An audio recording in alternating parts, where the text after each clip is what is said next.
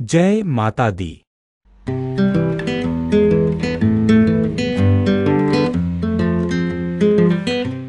मैं ज्योतिषी रामगोपाल भारद्वाज भारद्वाज ज्योतिष केंद्र में आपका स्वागत करता हूँ। ज्ञान की गंगा की चर्चा को आगे बढ़ाते हुए आज हम फिर से बात कर रहे हैं मार्गेश के बारे में। जैसे कि मैंने सीरीज शुरू की हुई है, मेष लगन से लेकर मीन लगन तक हर लगन के बारे में मार्गेश की आपको जानकारी दूँ और साथ में जानकारी दूँ कौन सा नग किस स्थिति में पहना जा सकता है, किसमें नहीं पहना जा सकता। बहुत से लोग जो है मेरे से ये क्वेश्चन पूछते हैं, देखना दे मैं ये स्टोन धारण कर सकता हूँ कि नहीं कर सकता, इसके लिए भी और कुंडली के नेगेटिव ग्रहों के बारे में भी आपको जानकारी दूंगा और मार्गेश में जैसे ज्यादातर कुंडलियों में ये लिखा होता है कि सप्तम भाव जो है मार्गेश होता है। इसमें बुध के पास में कर्म भाव का भी स्वामी है बुध और पार्टनर हाउस का भी मालिक है। ये घर जो है मार्गेश का होता है, नो डाउट है, लेकिन किसी कारणवश इसके पास बहुत अच्छा डिपार्टमेंट है, इसलिए ये मार्गेश तो नहीं होगा क्योंकि कर्म भाव का स्वामी जो कि बहुत बढ़िया। हाँ, कुंडली में इसको एक दोष लग जाता है, वो केंद्र अधिपति दोष हो जाता है। जैसे इस बुध के पास में 2 डिपार्टमेंट केंद्र के हैं, अगर ये 6, 8, 12 में रह जाए तो ये केंद्र अधिपति दोष है। यही बुध अगर इस घर में बैठ जाए तो केंद्र अधिपति दोष लगा देगा। यही बुध अगर नीच का होकर सुखों के स्थान पर बैठ गए तो ये केंद्र अधिपति दोष लगा देगा। इसलिए इस चीज का ध्यान रखना है। चलो हम शुरू करते हैं धनु लगन की कुंडली। धनु लगन की कुंडली का मतलब जो गुरु जिसका स्वामी है, 9 नंबर से कुंडली स्टार्ट होती है, गुरु इसका स्वामी। गुरु अति योग कारक ग्रह है। इस कुंडली में गुरु के पास में 2 डिपार्टमेंट हैं। पहला डिपार्टमेंट लग्नेश है, दूसरा सुखेश है, सुखों का डिपार्टमेंट। वो तब तक बहुत बढ़िया है जब तक उसकी स्थिति जो है पूर्ण रूप से अच्छी है। अगर यही गुरु नीच का होकर लाइफ पार्टनर के घर या धन स्थान पे बैठ गया, गुरु इस घर का वैसे तो मालिक भी होता है, वाणी का मालिक, धन का मालिक, धनेश भी कहा गया है, लेकिन यहाँ पे नीच का होकर बहुत परिवार संबंधी समस्या देगा, धन संबंधी समस्या दे सकता है क्योंकि शनि इस कुंडली का मार्गेश ग्रह है। क्योंकि बृहस्पति एक देव ग्रह है, शनि एक दैत्य ग्रह है। उसके बाद में 2 डिपार्टमेंट है शनि के पास में, पूर्ण रूप से पराक्रम का भी मालिक है, छोटे बहन भाइयों का भी मालिक है और इससे लगन का मित्र भी नहीं है। इसलिए शनि इस कुंडली का मार्गेश ग्रह है। बृहस्पति तब तक पॉजिटिव फल देगा जब उसकी प्लेसमेंट सही है। अगर यही बृहस्पति नीच का होकर बैठा है तो कभी नग नहीं धारण करना। यही बृहस्पति 6, 8 और 12 में बैठ गया, यहाँ पे मान लो उच्च का होकर भी बैठ गया, तब भी ये नेगेटिव हो गया है, तब भी इसका नग धारण नहीं करना है। और ये बृहस्पति लग्नेश कभी विपरीत राजयोग नहीं बनाता। अगर गुरु 6, 8, 12 में या नीच का होके बैठ गया या भगदौड़ के स्थान पे बैठ गया है, तब भी इसका नग नहीं धारण करना क्योंकि जीवन में वो बहुत ज्यादा भगाएगा, बहुत ज्यादा परेशानी करेगा क्योंकि वो शनि का ही घर है। शनि इस कुंडली का मार्ग ग्रह, छोटे बहन भाइयों का कारक ग्रह भी है, मार्गेश।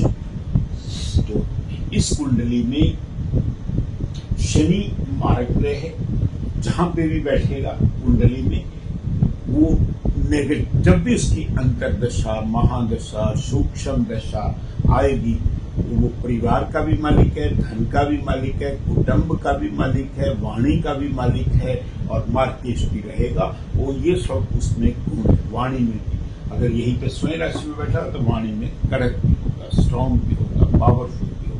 अगर यही शनि बाहरी स्थान पे बैठ गया है, यहाँ पे बाहरी स्थान पे या 6, 8, 12 में बैठ गया तो धनेश जो है वो पीड़ित हो गया। पराक्रम का मालिक जो है वो पूर्ण रूप से पीड़ित हो गया, तो इसको ग्रहण लग गया 6, 8, 12 में बैठने के कारण शनि और ज्यादा प्रॉब्लम देगा, और ज्यादा प्रॉब्लम्स देगा किसी कारण। अब इस कुंडली का शनि जो है मार्गेश ग्रह है, चंद्रमा जो है वो भी मार्ग ग्रह है। क्यों? चंद्रमा जो है उसकी पूर्ण रूप से चंद्रमा के पास में 8वां घर है। 8वां घर आयु का भी होता है और वो उस चंद्रमा के पास सिर्फ एक ही घर होता है। और चंद्रमा ये पति पत्नी के संबंधों का भी कारक ग्रह है, ये अध्यात्म स्पिरिचुअल नॉलेज का भी घर है, ये गुप्त विद्याओं का भी घर है। अगर चंद्रमा यहाँ पे अपनी स्वयं राशि में बैठा है तब बहुत बढ़िया फल दे सकता है। अच्छे फल मतलब ये है कि चंद्रमा अपनी स्वयं राशि में राजयोग बना रहा है, विपरीत राजयोग बना देगा, लेकिन वो वैवाहिक लाइफ में थोड़ी सी प्रॉब्लम भी पैदा करेगा क्योंकि बुध से उसकी मैत्री नहीं। अगर कहीं बुध की स्थिति खराब होगी तो रिलेशनशिप में प्रॉब्लम होगी। और उसके बाद में जो चंद्रमा चाहे उच्च का होकर बैठा है, यहाँ तो नीच का हो जाएगा। यहाँ पे दोनों स्थितियों में, उच्च का स्थिति में ये नहीं है कि बहुत बढ़िया फल देगा, क्योंकि चंद्रमा उच्च का होना भी रोग के घर में बैठना यहाँ पे राजयोग नहीं बनाएगा। वो किसी कारणवश, चाहे चंद्रमा जो है इस कुंडली का एक ही घर का कारक है, वो सिर्फ अपनी स्वयं राशि में बैठा हुआ फल देगा। यहाँ पे ये बीमारी का घर है, ये दुश्मन का घर है, उसके दुश्मन बहुत ज्यादा बनेंगे। दूसरी बात, शुक्र इस कुंडली का नेगेटिव है। यहाँ पे दो नेगेटिव हो गए, एक तो चंद्रमा नेगेटिव हो गया, एक शुक्र नेगेटिव हो गया। शुक्र इस कुंडली का अति नेगेटिव हो गया क्योंकि शुक्र की मैत्री नहीं। उसके बाद दो डिपार्टमेंट भी हैं, एक बड़े बहन भाई का डिपार्टमेंट है, ये छठे से छठा घर उसके पास में शुक्र के पास में है। और शुक्र की मैत्री ना तो गुरु से, शुक्र की मैत्री ना तो सूर्य से। मंगल और शुक्र आपस में विरोधी पार्टी है, अपोजिट पार्टी है। जब भी शादी होती है तो मंगल और शुक्र की ही होती है। मंगल फिजिकल बॉडी का कारक ग्रह है, शुक्र ऐश राशि का कारक ग्रह है। शादी होना अलग चीज होती है, लेकिन किसी कारणवश जब हम स्टडी कर रहे हैं धनु लग्न कुंडली में मार्केश जो है वो शनि, जब भी इसकी अंतर्दशा दशा आएगी तो वो नेगेटिव ही रहेगी, उसके लिए प्रॉब्लम ही क्रिएट, मैरिड लाइफ में भी प्रॉब्लम पैदा कर सकता है यही शनि, अगर क्योंकि डिपार्टिव नेचर का ग्रह होता है। अगर यहाँ पे बैठ गया तो सुखों में कमी भी आएगा किसी कारणवश। तो अगर ये 12वें स्थान पे बैठ गया, विदेश तो लेके जा सकता है, फालतू खर्च नहीं करने देगा क्योंकि वो शनि की 4 श्लोक यहाँ पे उम्र लंबी कर देगा। चंद्रमा उम्र कम करता है, शनि अगर बैठ गया तो पूर्ण रूप से उम्र लंबी कर रहा है। अगर शनि की दृष्टि भी पड़ रही है तो आयु पे लंबी आयु कर देगा। लेकिन ओवरऑल जब भी इसकी दशा, अंतर्दशा, सूक्ष्म दशा शनि की या चंद्रमा की जब भी आएगी, हेल्थ ग्राउंड पे बहुत प्रॉब्लम रहेगी। मार्केश ग्रह जब भी कभी होता है वो नेगेटिविटी भी देता है। कभी इसका नग धारण नहीं करना, जो स्टोन धारण करवा देते हैं। कई बार परिवार में मान लो यहाँ पे परिवार का कारक ग्रह है शनि, किसी कारणवश वीक हो गया, कमजोर हो गया तो उसका नग धारण करवा देते हैं बहुत से, क्योंकि ये कुंडली का मारक ग्रह है। इसको चाहे वीक है चाहे कमजोर है, इसको किसी भी तरह से नग धारण नहीं करना है। अब आपने चंद्रमा का मोती भी धारण नहीं करना है। अगर धनु लग्न की कुंडली है, चंद्रमा इस कुंडली में हेल्थ ग्राउंड पे बहुत आयु का स्थान है, आयु का स्थान है। वो जहां पे भी बैठेगा वो आयु में कमी भी लाएगा, थोड़ी सी प्रॉब्लम भी देगा। अगर स्वयं राशि में बैठा राजयोग भी बना देगा, लेकिन हेल्थ ग्राउंड पे शनि का मियाँ बीवी के रिलेशनशिप में आपस में अगर लड़के की कुंडली है तो लड़की के उसके सुखों में थोड़ा विघन भी डाल सकता है। तो चंद्रमा जो स्वभाव से चेंजेबल नेचर होता है, रिजिड ग्रह नहीं है, यहाँ पे बैठा भी दुश्मन बहुत बनाएगा, क्योंकि दोनों ग्रह नेगेटिव हो गए। शुक्र इस कुंडली का अति नेगेटिव ग्रह है। कभी शुक्र का डायमंड धारण नहीं करना। इस धनु लग्न कुंडली में शनि का कभी भी नग धारण नहीं करना, जैसे नीलम वगैरह कई धारण करवा देते हैं। और धनु लग्न की कुंडली में चंद्रमा का मोती धारण भी नहीं करना, चाहे वो उच्च का होकर बैठा है, चाहे वो वीक होकर केंद्र में बैठ गया या लगन में भी बैठ गया, तब भी इसका, क्योंकि ये कुंडली का नेगेटिव ग्रह के अलावा इसकी पूर्ण रूप से ये प्रॉब्लम्स क्रिएट करेगा।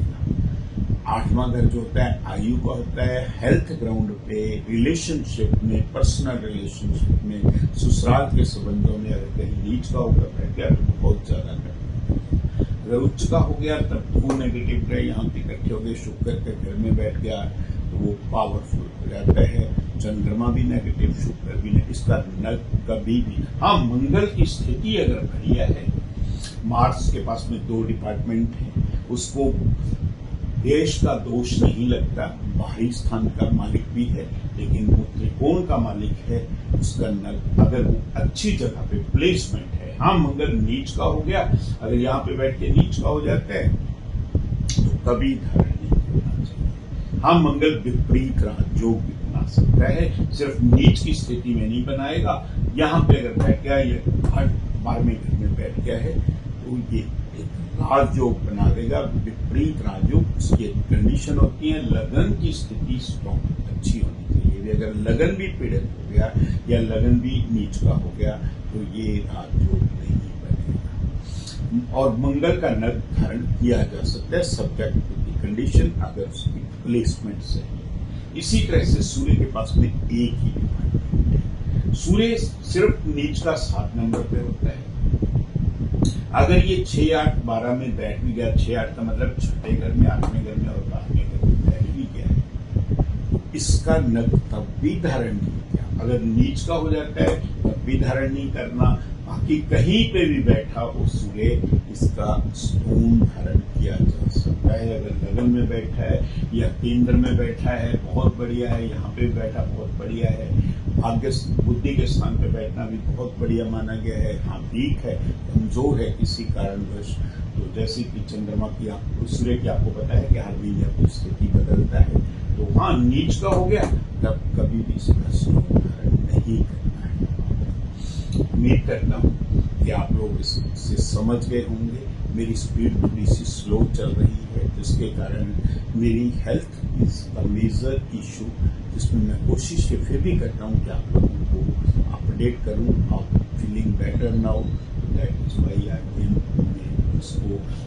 खत्म करने के बाद में और बहुत सी कुंडलियाँ बनानी बाकी हैं। मेरे को बहुत से फोन आते हैं कि सर इसके बारे में बताओ, पार्षद दोष के बारे में बताओ, पितर दोष के बारे में बताओ। I will let you know each and everything. मैं हर वो कुंडली की आपको डिस्कशन करूंगा जो कि मैंने जिसका अध्ययन किया हुआ है या मेरे एक्सपीरियंस से मेरे पास आई हुई है। God bless you. Thanks a lot for watching my video.